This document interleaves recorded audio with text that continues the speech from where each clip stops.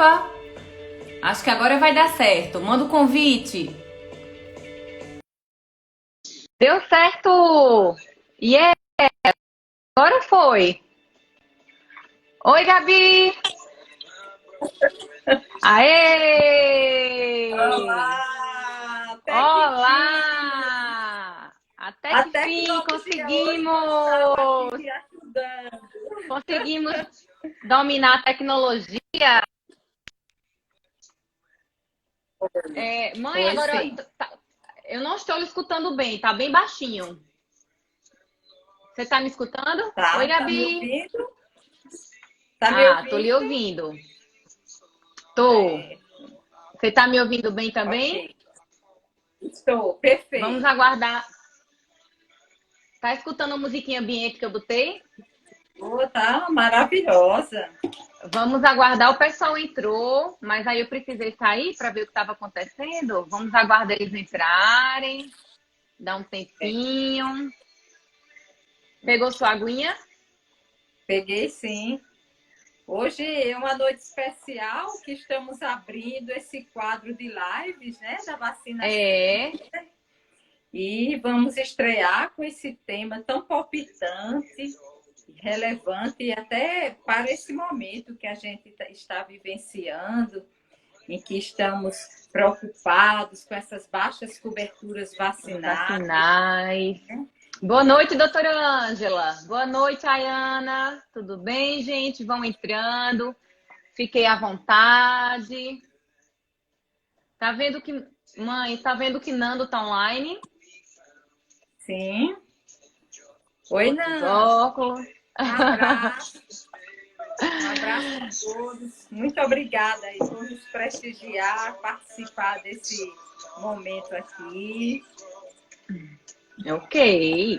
Bom, acho que podemos ir começando, né? Podemos, né? Bom, hoje nós temos a honra de receber aqui no Imunogram doutora Socorro Martins, médica pediatra, referência no estado em imunizações, uma grande referência de vida e profissional para mim, porque ela é também, acima de tudo, a minha mãe. É a nossa primeira live juntas, né, manhã? Para mim, eu estou muito emocionada, muito mesmo, com esse momento. E é especial por vários motivos, é especial porque é a nossa primeira live, é especial porque é um tema que ela é apaixonada, que é a imunização, e eu vou falar também de um tema que eu sou apaixonada, que é a alergia alimentar. Então tem tudo para ser muito legal, muito interessante. E tem bastante coisa interessante para compartilhar, então peguem as suas canetas, os seus post-its para anotar as dicas. E vamos começar nos apresentando para quem não me conhece, que está entrando pelo Instagram da Vacina Center. Eu sou Caterine Martins, eu sou médica alergologista pela Universidade de São Paulo, USP Ribeirão Preto. Também sou pediatra pela Unicamp. Sou professora de alergia e imunologia clínica da Universidade Federal de Campina Grande e também sou médica assistente na mesma instituição. E também sou médica assistente da alergia e imunologia da Vacina Center. Por favor, doutora Socorro, suas credenciais para quem ainda não lhe conhece. Boa noite, mais uma vez agradeço a presença de todos. Eu sou a doutora Socorro Martins, pediatra. Eu sou professora da Unifacisa, da disciplina Saúde da Criança. Atualmente, eu sou presidente do Comitê de Imunizações da Sociedade Paraibana de Pediatria e sou membro do Departamento Científico da Sociedade Brasileira de Pediatria. E sou uma apaixonada e dedicada à vacinologia, né? Eu me defino como uma grande estudiosa na vacinologia. Modéstia à parte, né? Ela tem uma expertise. Né? Vamos dizer assim, Somos muito aprendiz, né? sortudos de termos uma joia preciosa dessa, com tanta experiência em imunização aqui no nosso estado. Bom, o tema de hoje, como eu já falei antes de desconectar, são alergias e vacinas, mitos e verdades. No escopo da nossa live de hoje, a gente vai abordar mais direcionadamente alergias alimentares e suas contraindicações verdadeiras e falsas à realização de vacinas. Então, eu gostaria, doutora Socorro Martins, que você começasse fazendo uma breve explanação sobre o que é um evento adverso pós-vacinal. Olha só, existe uma grande confusão na cabeça das famílias, das pessoas, que após receber uma vacina, apresentar algum evento, alguma manifestação local ou sistêmica, né, tipo dor, ficar vermelho, às vezes um pouquinho inchadinho, né, demasiado. Ou a criança, quando é vacinada, ter um aumento de temperatura, ficar irritada, às vezes ter um quadrozinho frusto de diarreia, vômito. E as pessoas ficam muito focadas nesses eventos adversos e muitas vezes confundem. Acham que isso é uma alergia da vacina. Mas não é, que fique bem claro que é normal, inclusive está previsto até nas bulas, quando você vai olhar da vacina, esses eventos, né, normalmente são benignos, autolimitados e não requer nenhuma terapêutica específica, né? Principalmente assim, as famílias, quando os pais de primeira viagem vacinam os filhos, né, que eles têm uma temperatura acima de 37,5, chegando às vezes a 38, ficam desesperados. E a gente orienta, controla essa temperatura, ofereça bastante líquido, deixe num ambiente bem arejado. E em 24, 48 horas vai estar tudo resolvido. Isso aí é autolimitado. Diferente de uma alergia, né? Que seria algum componente da vacina. Isso aí, e falando essa confusão. Isso. E entrando nessa questão dos componentes, doutora Socorro, pode falar um pouquinho a composição, de maneira geral, de uma vacina? Pois é. A gente sabe que algumas podem conter traços de proteínas alimentares, mas existem outros componentes das vacinas que podem dar alergia, né? Poderia citar para a gente alguns? Pois não. A vacina, ela é constituída pelo antígeno vacinal, mas além do antígeno vacinal, que na grande maioria das vezes, eles não são os principais causadores das alergias quando a pessoa, a criança apresenta, né? Mas ela tem os estabilizantes, os conservantes. As vacinas têm antibióticos, né? Neomicina, streptomicina. Muitas delas precisam de um meio de cultivo biológico. E, às vezes, a pessoa ou a criança pode ser sensível a algum componente desse da vacina. Mas que, normalmente, esses componentes, eles não costumam dar uma reação mais grave. Eles são reações benignas, autolimitadas. Diferentemente, quando a criança ou o adulto apresenta uma reação a alguma proteína alimentar, tipo a do leite, a do ovo, a gelatina. Mas é importante que as pessoas saibam que a prevalência de alergia alimentar e vacina é muito baixa, é em torno de 3 a 8%. Então, hoje, com a necessidade de se vacinar diante desse cenário que nós a gente assiste a nível nacional, vou focar aqui no Brasil, surtos de doença como o sarampo, a febre amarela, e as pessoas precisam ser vacinadas. Então, o nosso foco aí de entender melhor e recomendar uma vacinação para um indivíduo, criança ou adulto, que tem alergia alimentar, de uma forma segura, né? Então, você como alergista, a sua posição, a sua postura diante da recomendação da vacinação é justamente isso, procurar uma maneira efetiva e segura para aquela pessoa ser vacinada. Isso. E vale salientar que os próprios eventos alérgicos às vacinas são extremamente raros.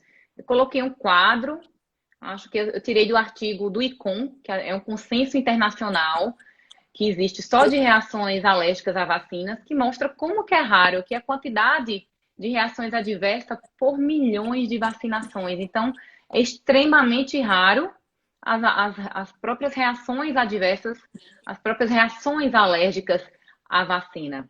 Mas ainda tem muita gente que tem dúvida, principalmente aqueles pequenininhos que têm alergia a leite e ovo, porque, como a Maninha bem falou, algumas dessas proteínas alimentares estão presentes nas vacinas, principalmente em meios de cultivos da vacina, tá?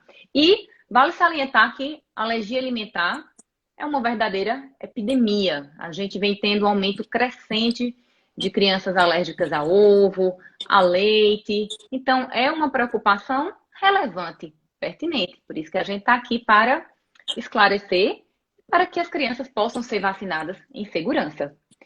Vamos começar falando um pouquinho sobre uma das maiores dúvidas de vacinação.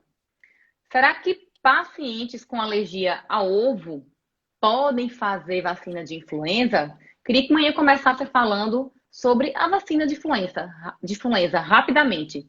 Contra o que protege e qual que é o calendário vacinal preconizado para crianças, já vacina influenza sazonal. Olha, a vacina da influenza é uma vacina inativada, né? Diferentemente do que as pessoas imaginam, que ela seja uma vacina atenuada. Não, ela é inativada. É do vírus morto, esquartejado. Não tem como você tomar a vacina influenza e ter a doença, né? Então, isso aí é um mito.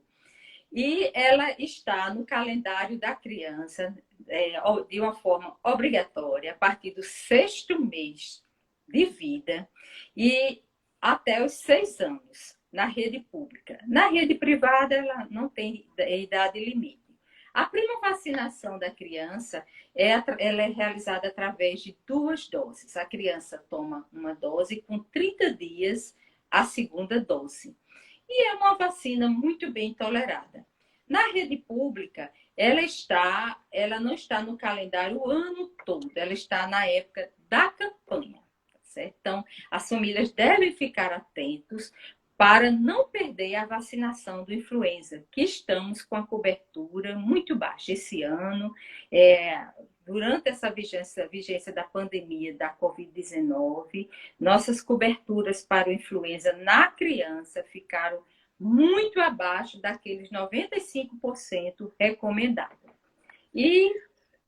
Doutora Socorro, qual que é a dúvida mais recorrente que você recebe das mamães que possuem bebezinhos que têm alguma alergia a ovo, ou às vezes o irmão é alérgico a ovo? O que é que você geralmente recebe de dúvida dessas mamães? Justamente é essa preocupação, né, de muitas mães às vezes nem... Opa, dei uma cortadinha. Será que é a minha conexão? Tá me escutando? Pronto, voltou. Né? Tudo bem. Pois não. O que é que você ia falando das mamães? Ela tem uma dúvida. Às vezes a mãe, ela nem sabe que a criança é alérgica. Então, ela quer testar o ovo para fazer a vacina. E eu gostaria, Caterine, que você explicasse essa conduta, que elas têm essa ideia equivocada, que para fazer a vacina contra a influenza sazonal, a criança precisa comer o ovo antes. Explica aqui para as famílias que estão nos assistindo. Existe uma preocupação de uma suposta alergia, uma reatividade cruzada, de quem possa ter alergia ao ovo, possa fazer reação à vacina de influenza. Os níveis considerados, é verdade que a vacina de influenza, ela contém sim proteína do ovo, contudo os níveis contidos na vacina são muito pequenos e insuficientes para elicitar uma resposta imune, ainda que o bebê tenha alergia a ovo. Geralmente considera-se que vacinas com nível menor do que 2 microgramas de proteína do ovo por ml sejam seguras. Então, eu coloquei aqui nesse quadrinho para vocês, geralmente a quantidade de proteína do ovo que tem na vacina de influenza. Como vocês podem ver, é menor do que 1,6 microgramas por dose. Então, você pode fazer essa vacina com segurança. Os guidelines internacionais recomendam que, de maneira geral, você pode fazer, independente do grau da alergia, a vacina sobre as condições padrões de vacinação iguais às outras vacinas, tá? Só que a Sociedade Brasileira de Alergia e Imunologia recomenda que, naqueles pacientes que tenham quadros mais graves, a vacinação seja feita, só que o paciente fica 30 minutinhos de observação. Isso é só um excesso de zelo, porque os guidelines americanos, position papers europeus, nem recomendam esse tipo de observação. Tá? Mas por excesso de zelo, aquele paciente que teve um choque anafilático por alergia ao ovo, recebe a vacina, contudo, fica 30 minutinhos em observação. Existe realmente aquela dúvida, porque a vacina de influenza ela é feita ali pelos 6 meses de idade, e muitas vezes a introdução alimentar está começando aos 6 meses de idade, e o ovo ainda não foi um alimento que a mãe introduziu na comida do bebê. E tem essa preocupação, que a mãe quer testar o ovo, e se o ovo for negativo para alergia, né, para reações alérgicas, é que ela faz a vacina. Só que, diante da recomendação que, ainda que fosse alérgico, tem que receber a vacina, não precisa ter essa preocupação, porque ainda que o bebê fosse alérgico ao ovo, a vacina ainda assim está indicada. E outra indicação é que às vezes elas perguntam assim, mas o irmão teve alergia ao ovo, eu tenho alergia ao ovo. Ou então a criança, por algum motivo, fez um teste alérgico e veio IgE específica positiva para o ovo. Às vezes é uma criança com dermatite atópica, o médico acaba pedindo. E aí, se veio sensibilizado ao ovo, tem que ter alguma recomendação diferente para fazer a vacina? Não, tá? O ICOM, que é o Consenso Internacional de Reações Adversas a Vacinas, é bem claro. Pacientes alérgicos, lactosibilantes, pacientes sensibilizados, pacientes com parentes de primeiro grau com alergia ao ovo, também devem receber a vacina em condições padrões de realização, igual às outras. E só, assim, reforçando a segurança, né, das vacinas, hoje nós temos vacina de diferentes laboratórios, utilizando até tecnologias mais avançadas. Por exemplo, o meu de cultivo biológico não ser o embrião, ser só o fibroblasto. Então, a reatogenicidade dessa vacina ainda é menor.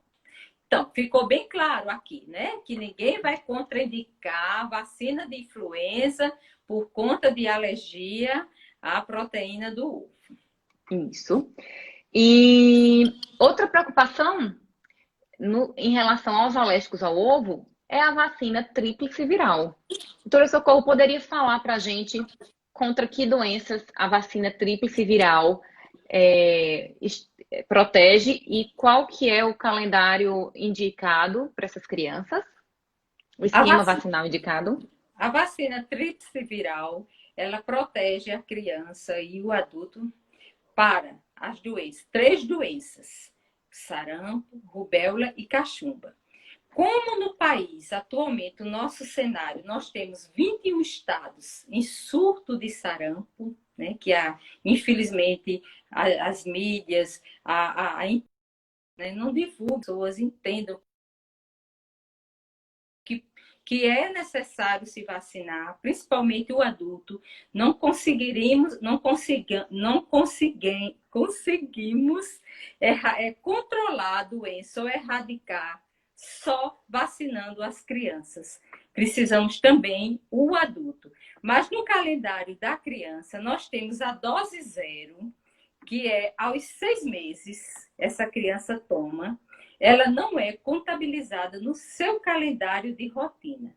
Então, ela continua necessitando tomar aos 12 meses uma dose e aos 15 meses a outra dose, que pode ser associada à varicela, na forma da vacina tetraviral. Ou então a tríplice viral mais a varicela, separado, aos 15 meses. Então, é muito importante que as famílias estejam cientes da necessidade de colocar em dia o calendário vacinal das crianças e fazer essa dose zero, que é aos 6 meses. Nós já tivemos esse ano, em 2020, 6 óbitos de crianças por sarampo. E nós já temos mais de 7 mil casos notificados no país. Então, o sarampo continua circulando no país e de forma de surto em vários estados. Isso. Então, fica o reforço de que é imperiosa a vacinação, inclusive nos alérgicos a leite. Eu voltei aqui o nosso slide sobre a quantidade de proteína, me perdoe, inclusive nos alérgicos a ovo, né? Então, esse slide aqui fala da quantidade de proteína aqui na vacina tríplice viral.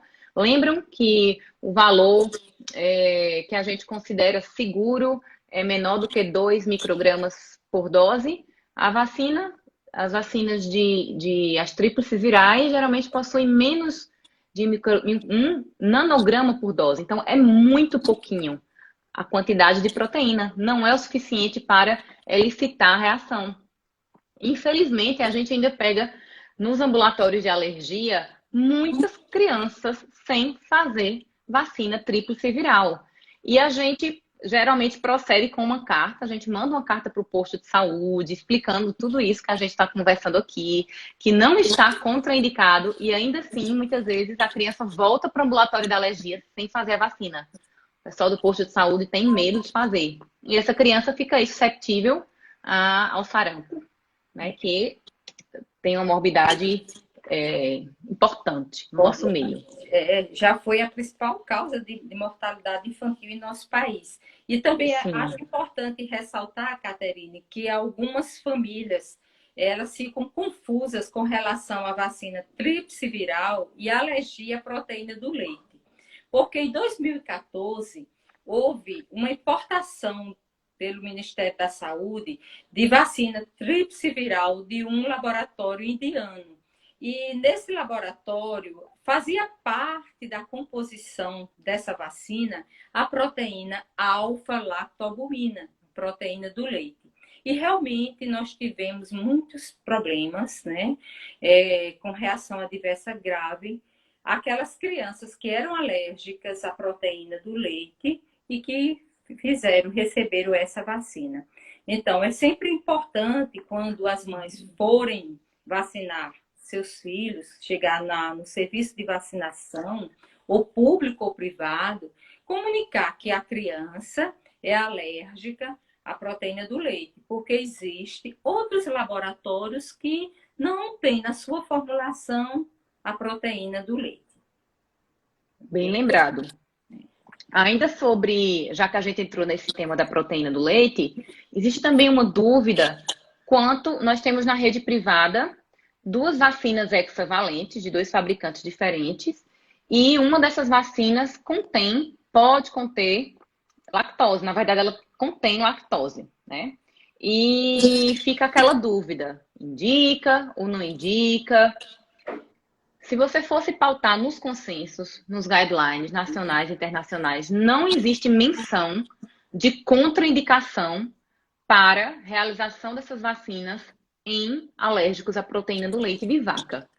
Contudo, como nós temos mais de um fabricante, o médico pode ponderar em pecar por segurança e indicar a vacina que não contém lactose.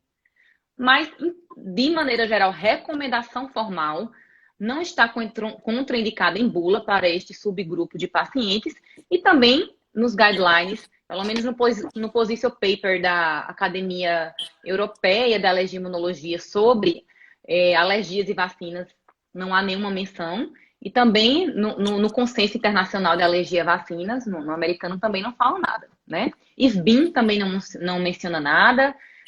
PNI também não, né, mãe? Fica mais na prática do pediatra, a fim de oferecer uma maior segurança àquela família, né? Principalmente se a criança tiver uma alergia à proteína do leite de vaca importante, mais grave. Aí, realmente, se existe um fabricante que não contém nada, a gente não quer arriscar. Aí a gente prescreve, prioriza aquele laboratório que tem a hexavalente ou pentavalente, que não tem lactose. Eles, para dar esse conforto emocional às famílias. Inclusive, ainda nesse escopo da alergia à proteína do leite de vaca, existe uma preocupação, hoje se fala pouco nisso, mas há algum tempo atrás, há cerca de 4 anos atrás, circulou-se a notícia de que a vacina de rotavírus poderia causar alergia à proteína do leite de vaca. Essa é uma associação espúria, sem fundamentação científica nenhuma. Não se sustenta esse argumento, mas foi bem comentado alguns anos atrás. Só que ainda causa muita dúvida, né? Inclusive porque a proctocolite alérgica ela tem sua maior incidência no período que as vacinas de rotavírus são administradas. Então, doutora Socorro, eu queria que você comentasse um pouquinho sobre essa reação à hematoquesia que pode surgir após a vacinação contra o rotavírus. Não é tão comum, mas pode acontecer. Poderia comentar um pouco para a gente, e que às vezes confunde tanto com a PLV? Pois é, justamente como você falou. No calendário de rotina da criança, a vacina rotavírus, ela é feita aos 2 meses e 4 meses, que é a vacina monovalente da rede pública, né? Que coincide justamente com esse período, né? Essas manifestações de alergia alimentares do bebê. Na rede privada, nós temos a pentavalente, aos 2, 4 e 6 meses. E, para assim, nossa surpresa, essa é a vacina mais bombardeada pelos grupos antivacinas das redes sociais. Existem centenas de blogs só contra a vacina rotavírus, fazendo essa associação de APLV desencadeada após a aplicação da vacina. E assim, nós ficamos... precisa de um trabalho minucioso com as famílias, mostrar a importância da criança receber a vacina contra o rotavírus, que causa uma doença diarreica, que é a principal gastroenterite que leva a hospitalizações e mortalidade da criança, que não existe nenhum nexo causal da vacina com a PLV, né? É pura coincidência. E que a vacina é uma vacina segura, foi uma vacina que, para ser licenciada, teve estudos robustos com um N importante. Até na fase 3, ela teve mais de 60 mil crianças que foram avaliadas e comprovada a eficácia e a segurança dessa vacina. Agora, a vacina, ela é normal, é esperado a criança tomar, e tem algum sintoma inespecífico, ficar irritadinha, pode até ter uma febrículazinha, mas o que mais preocupa as famílias é o fato da hematoquesia, né? Que é o sangramento nas fezes. Esse aí é o ponto-chave. As mães se desesperam. Mas a gente precisa mostrar que é um evento adverso. Não é tão comum, mas pode acontecer. Ele é benigno, ele é autolimitado. Às vezes precisa umas 4 semanas para aquela mucosa intestinal restaurar completamente, porque o vírus, como a vacina, ela dá uma imunidade de mucosa, então leva uma hiperplasia nodular linfóide a nível do intestino da criança. Por isso que leva esse sangramentozinho, pode apresentar muco, pode dar diarreia, mas é tudo benigno e autolimitado. Então, não existe nexo causal da vacina rotavírus com a PLV.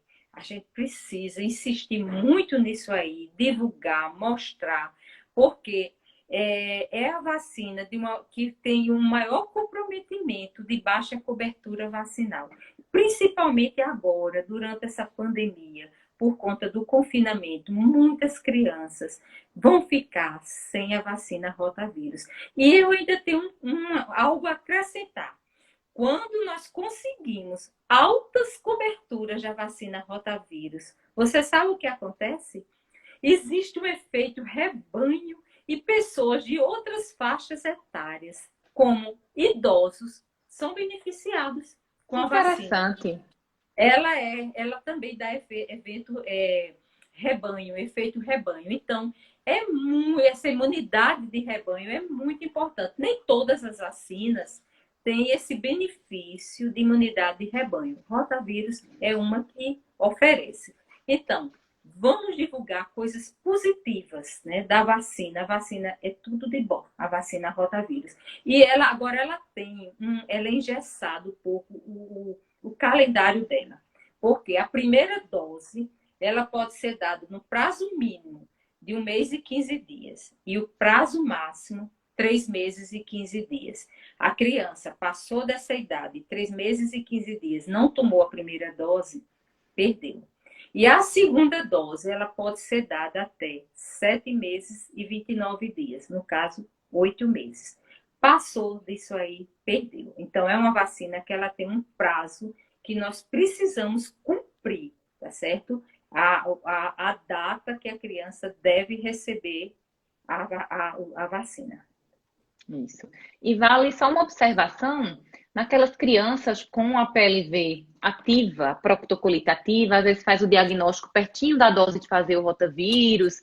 Então, a gente recomenda que pode até postergar um pouquinho a dose, a vacina de rotavírus, até o sangramento das fezes cessar, né? Porque você tem uma colite ali pela proctocolite alérgica e se você fizer a vacina, a dose, ela pode também induzir uma colite, que é esperado, né? Então, é de bom tom que se espere a resolução do quadro da proctocolite antes de fazer a segunda dose ou a primeira dose, é porque a PLV geralmente surge ali na segunda dose da rotavírus, né?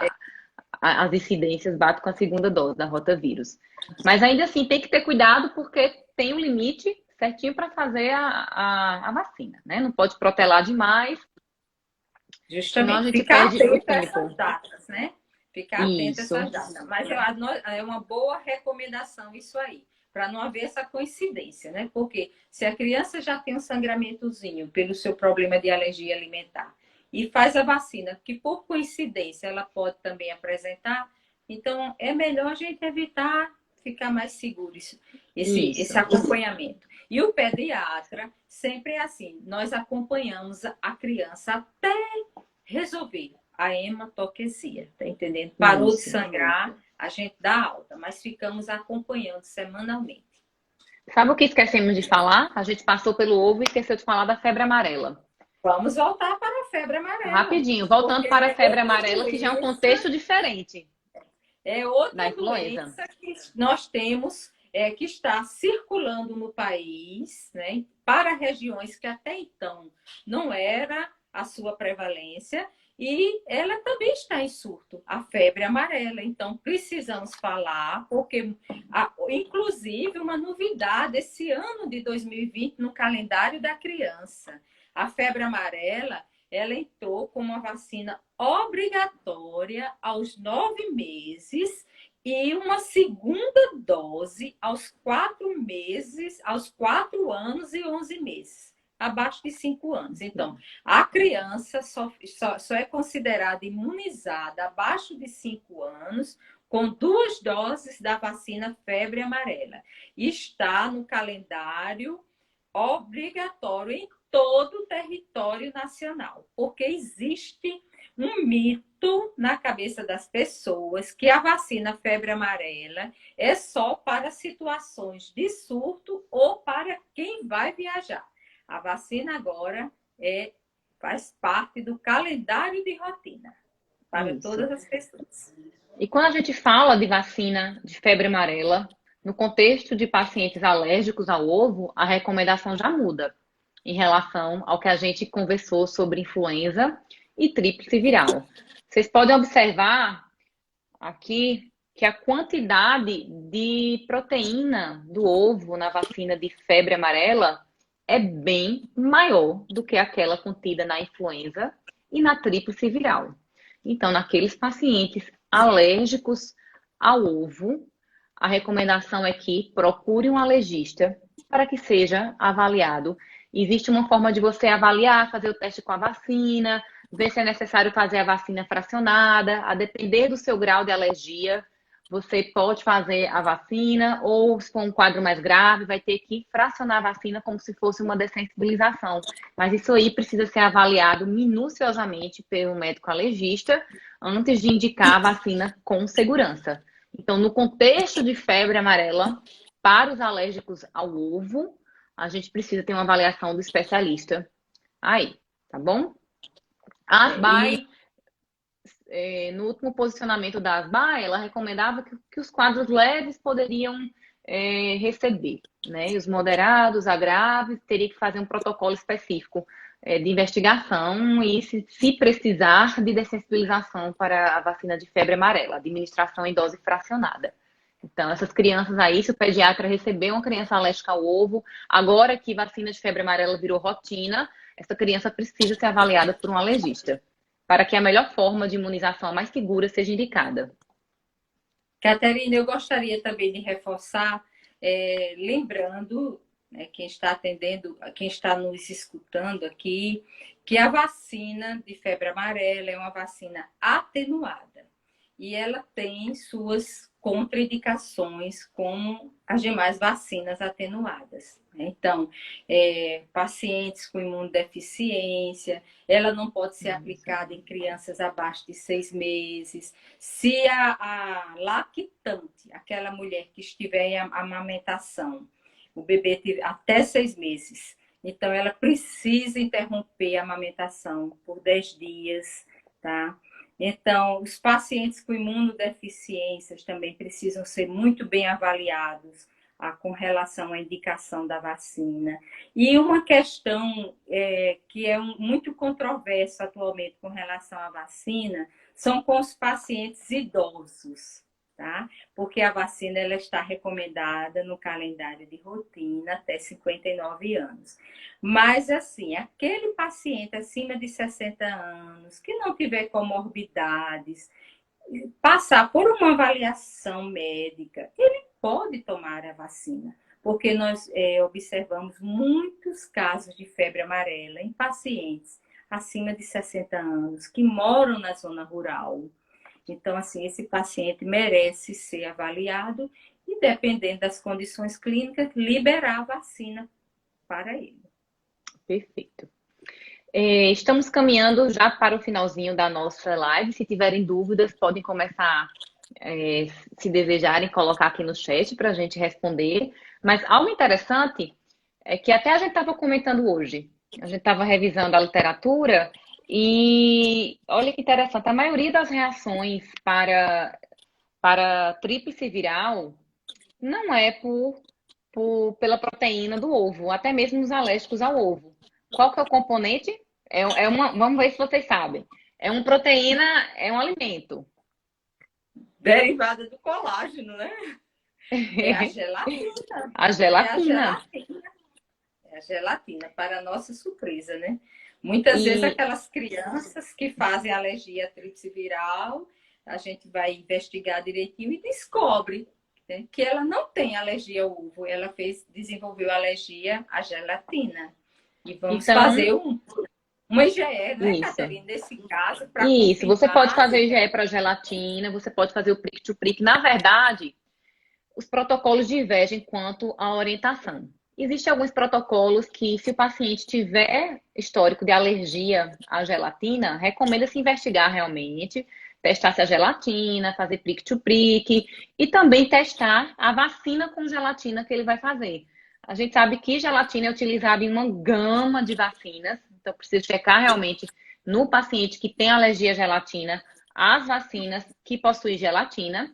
Alguns protocolos são mais pragmáticos. Ele somente diz, se tem alergia à gelatina, mude para uma marca de vacina que não contém gelatina.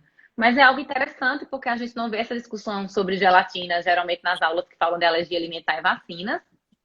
E é pertinente trazer porque é um antígeno importante e envolvido em várias reações vacinais, né? E apesar de ser raro a alergia à gelatina, é interessante também citar. Quando eu estava revisando a literatura, ainda em relação à gelatina, existe na literatura um relato de caso de um paciente com alergia a alfa-gal. Alfa-gal é um oligosacarídeo presente na carne vermelha. Existem pacientes que têm alergia à carne vermelha, que reagem a essa proteína. E a gelatina, ela pode ser de carne bovina ou de porco. Então, nesse paciente, ele fez uma vacina para, se eu não me engano, foi HPV. E ele tinha uma alergia a alfa-gal. E no relato de caso, chegou-se à conclusão que foi uma reação cruzada com a gelatina, da alfa-gal com a gelatina. Interessantíssimo.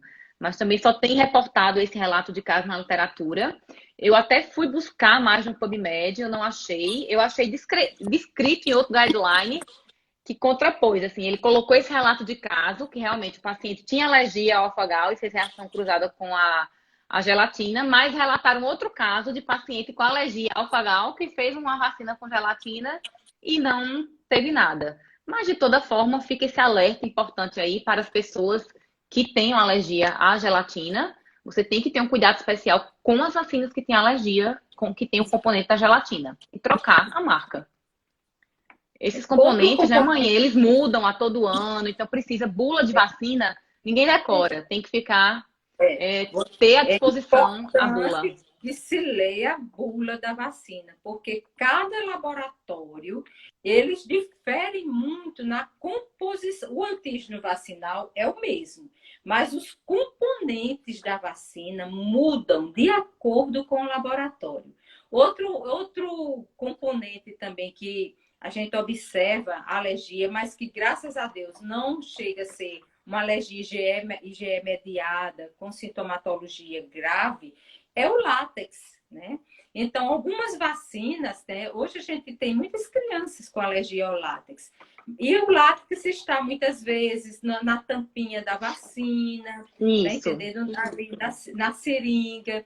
Mas os estudos mostram que a criança ela pode apresentar uma alergia muito mais grave ao calçar uma luva com látex do que a quantidade daquele látex na vacina. Então, quando a criança apresenta alguma reação, normalmente são reações mais leves. É como também o timerosal, o mercúrio, né? Porque, principalmente na rede pública, que nós precisamos utilizar frascos multidoses, né? E um dos componentes para a gente conservar essa vacina é justamente o mercúrio. Mas os estudos mostram que a quantidade que tem ali de mercúrio é segura, né? Então, que os pais fiquem tranquilos, que isso aí não vai oferecer esse risco à criança. É bem entendido que na rede privada, como as vacinas são monodoses, são individualizadas, a gente não tem esse problema. Então, a gente fica assim, com atenção maior quando são frascos, são vacinas multidoses. 50 doses no frasquinho, 10 doses. Aí, realmente, vai ter um teor de mercúrio maior. E nesse contexto, ainda falando do látex, é importante falar da síndrome látex-fruta. Existem crianças que têm a síndrome látex-fruta. O que é isso? Algumas proteínas das frutas, algumas proteínas de estocagem, elas são muito homólogas, são muito parecidas com proteínas do látex. Então, o sistema imunológico, ele faz uma reatividade cruzada e os indivíduos passam a começar a ter alergia ao látex também, a reagir ao látex também. A gente tem que lembrar também que a alergia à fruta é relativamente mais frequente na infância e precisa ter esse cuidado das reatividades cruzadas aí. Só que pelo ICON, que é o Consenso Internacional aí, de Reações a Vacinas, não é necessário que seja contraindicada imunização em pacientes com alergia a látex. As recomendações que são preconizadas são as recomendações padrões para as outras vacinas. Só que ele faz uma ênfase que tem que ter cuidado exatamente nisso que a manhã falou. Na questão do látex, na hora de administrar a vacina, no látex, na borrachinha que contém a vacina, no êmbolo. Então, mais no processo da aplicação que tem que ficar atento a essa presença do látex. E eu acho que nós caminhamos por todos os tópicos que tínhamos previstos, não foi, minha senhora querida mãe? Deixa eu olhar Pois é. aqui. Acha que faltou algo? Comentarmos algo? Não, o mais, o básico do dia a dia, né? Para nos questionamentos, foi isso aqui que nós abordamos, né? E Isso, esse tema, como você falou inicialmente, daí da relevância, porque a desinformação, as fake news, alimentam o medo das pessoas, né? Dos pais que têm crianças alérgicas, e isso faz com que a criança não seja protegida, imunizada contra doenças gravíssimas, porque muitas dessas reações são muito frustras, leves, né? São autolimitadas, como falamos, e o risco da doença confere uma gravidade muito maior. Então, a gente sempre diz que as vacinas são vítimas do seu próprio sucesso. Como as vacinas erradicaram, controlaram muitas doenças, então muitas pessoas não conhecem mais aquelas doenças e perderam a percepção da gravidade da doença. Então, se não conhece a doença, se ela subestima a importância daquela doença e acha que não acho necessário vacinar meu filho contra tal doença. Eu nunca vi um vizinho, ninguém da família, eu nunca adoeci, mas é como eu falei, né? Então, isso aí é reflexo do sucesso do programa de vacinação. E nós, aqui no Brasil, temos um dos maiores programas de imunização do mundo. É um orgulho nosso, né? Com altas coberturas, com um portfólio de vacina muito robusto. E precisamos manter esse status, que estamos perdendo por diversas razões. Em relação à cobertura vacinal, é de se preocupar as taxas de cobertura desse ano? Baixíssima. Nós precisamos, para controlar ou erradicar uma doença, nós precisamos de 95% de cobertura. Vacinas como febre amarela é 100%. De uma média de todas as vacinas obrigatórias do calendário de vacinação da criança do primeiro ano, nós estamos em torno de 40%, 50%.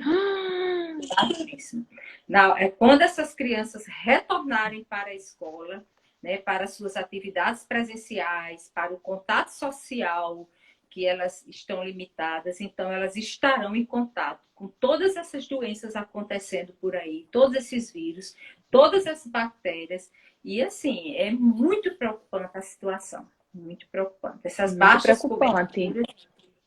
E lembrar que a maioria dessas doenças, né, que estão no calendário, as crianças recebem as vacinas obrigatórias, elas são muito mais importantes e muito mais graves e uma incidência bem maior do que a própria Covid, né? Então, olha só a contramão da coisa. Então, é importante que as famílias se conscientizem da necessidade urgente de colocar o calendário de vacinação de suas crianças em dia. E os adultos também. Porque, como eu falei no início da nossa live, por exemplo, o sarampo. Não vamos conseguir controlar e erradicar sarampo se não conseguirmos vacinar os adultos.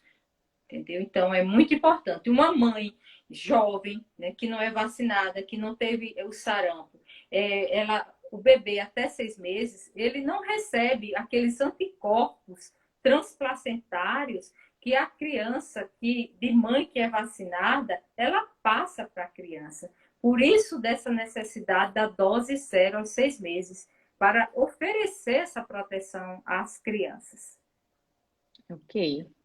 Então, fica o recado. Então, nós já estamos com um problema, um futuro problema epidemiológico, aí, essa questão das coberturas vacinais baixas, provavelmente ano que vem irão refletir de maneira impactante, né, no surgimento de doenças imunopreveníveis, né? É uma lástima. Controladas, né? Então, mas vamos correr contra o tempo. Isso, principalmente combater as fake news de contraindicações falsas para fazer vacina. E esses blogs, né, que existem aí na internet só para falar mal das vacinas. Então, vamos ser combativos. e nos informar. Isso. E o objetivo de uma live dessa é justamente trazer informações de fundo científico, né? Que as famílias possam adquirir esses conhecimentos, e não ir para as mídias sociais, onde a maioria das pessoas não tem condições de filtrar o que é realmente verdade, o que é fake news, e às vezes ficam com condutas totalmente equivocadas e conceitos equivocados, né? Isso. E tem um ponto, só para finalizar, rapidinho, um minutinho, tem um ponto que une alergia alimentar e vacina, relacionado a uma fake news. Autismo. Existem falácias que associam vacinas a autismo, que vacina causa autismo, e existem falácias que associam que a alergia alimentar está ligada a autismo, que autismo é causado por uma alergia alimentar, e a gente vê crianças autistas, infelizmente, fazendo sérias restrições alimentares, sem necessidade. Às vezes a criança autista já tem uma seletividade inata ao transtorno do espectro autista e, em decorrência de desinformação, é preconizado mais dietas restritivas. E também em relação à vacina, né? A gente sabe que o antivacinismo sustenta muitos seus argumentos em cima dessa questão do autismo, né? Que a vacina causa autismo. Então, vamos combater fortemente essas desinformações, a desinformação de maneira geral, né? E vamos nos despedindo, já estamos chegando já no nosso tempo limite. A live foi extremamente proveitosa. Gostaria de agradecer a presença da minha mãe, a minha bíblia de vacinologia, não só a minha, né, mas todos os meus colegas, amigos, sempre quando a gente tem uma dúvida muito cabeluda de vacina, doutora Socorro Martins, que nos ajuda aí a raciocinar em cima de reações vacinais. Nunca cheguei com uma dúvida para ela que ela não soubesse me responder. Então, parabéns pelo seu papel, minha mãe, na Paraíba, como uma referência na área de imunização. Obrigada por ter compartilhado conosco seus conhecimentos. E agradeço a todos pela presença. Gostaria de deixar algumas palavras. Meus agradecimentos a todos que estão nos assistindo, né? Partilhando conosco aqui, e muito obrigada, assim, a sua iniciativa foi louvável da gente trazer esses conhecimentos, e essa é apenas a primeira de uma série, né, de um quadro de lives que nós estamos programando para trazer o nosso único objetivo, benefício para as pessoas, combater fake news e trazer informações de fundos científicos. E para mim foi um prazer muito grande estar diante de você, uma pessoa tão estudiosa com relação à alergia alimentar, tão dedicada, que muito me orgulho, né, dessa sua postura e dessa filha maravilhosa que você é. E para todos uma boa noite, sintam-se abraçados e em breve estaremos aqui. Oh. Então, um beijo, pessoal. Tenham um final de semana abençoado. Fiquem com Deus. Eu vou encerrar aqui. Um beijo. Tchau.